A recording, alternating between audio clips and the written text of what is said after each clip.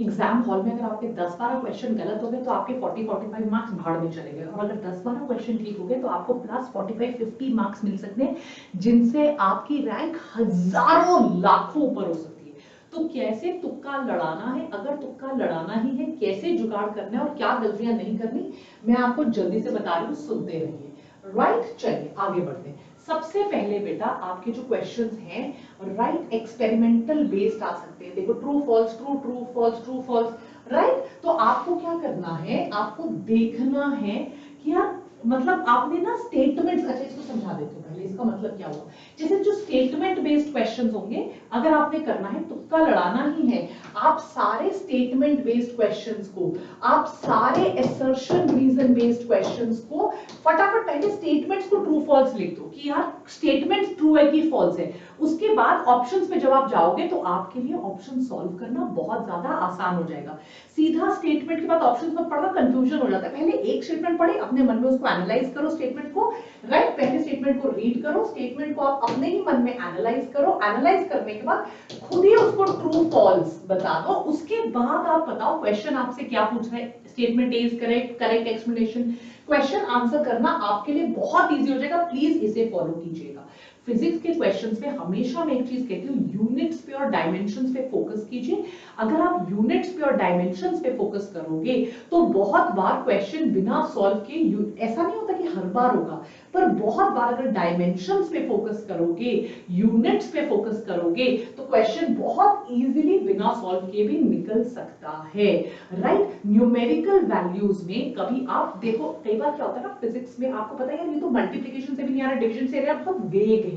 पर अगर आप एक रफ कैलकुलेशन करोगे तो आपको रफ कैलकुलेशन करके न्यूमेरिकल वैल्यू का आपको अंदाजा लग सकता है। तो उस न्यूमेरिकल वैल्यू अगर आपको गैस ही करना है, यस वैसे तो गैस नहीं करना चाहिए, पर मान लो आपको गैस करना, आपको लग रहा है, आपको हंच माननी, अपना गट फीलिंग मानना है, तो न्यूमेरिकल वैल्यू की जो पास वाली वैल्यू है, अप्रोक्सीमेशन वाली, उसको कीजिएगा।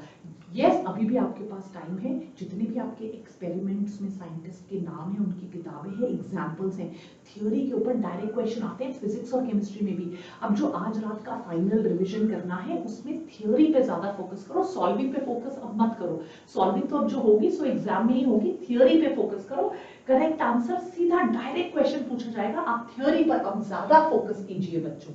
एलिमिनेट करना शुरू कीजिए। मान लीजिए रेस्पिरेटरी सिस्टम का क्वेश्चन है, दो ऑप्शंस आपको डाइजेस्टिव के दिख रहे हैं, एक आपको एक्सक्रीटरी का दिख रहा है, अपने आप एलिमिनेट कीजिए ताकि फिर भी आप करेक्ट क्वेश्चन के पास आ सके। जरूरी नहीं है बिल्कुल डिट्टो निकलेगा, पर फिर भी आप करेक्ट क्वेश्चन के पास आ पाएंगे, राइट। कई बार गैस होता है कि यार देख ये वाली चीज है, ये पूछ रही है लंग से रिलेटेड है, ये वाला जो ऑप्शन है ये भी लंग का ही है, चलो इनको मिला लेते हैं। यार ये इंटेस्टाइन की एंजाइम के बारे में पूछ रहा है, बाकी तीनों तो पैंक्रियास से सिक्रीट होती है, मुझे पता नहीं है इंटेस्टाइन की कौन सी है, पर यही लग रहा है ये माउथ से रिलेटेड चीज है, टीथ में भी यही चीज होती है, चलो मार्क करके आ जाते हैं। So make a educated guess, guess करना ही है तो इंटेलिजेंट गेस कीजिए। आपको करेक्ट इनकरेक्ट नहीं पता, बाकी चीजों को, ऑप्शंस को एनालाइज करके, एलिमिनेट करके, लॉजिक यूज करके।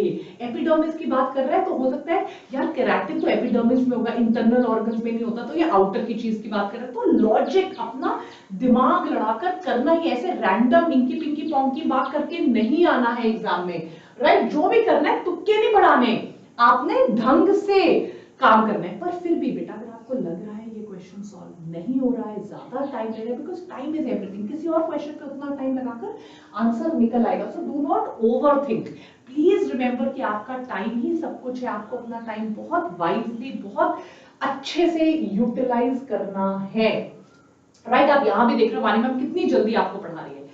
Yes everybody, well done is much better than well said. तो चलिए फिर बच्चों, कल एकदम मचा कर आइएगा एग्जाम में। God bless you, take care, bye.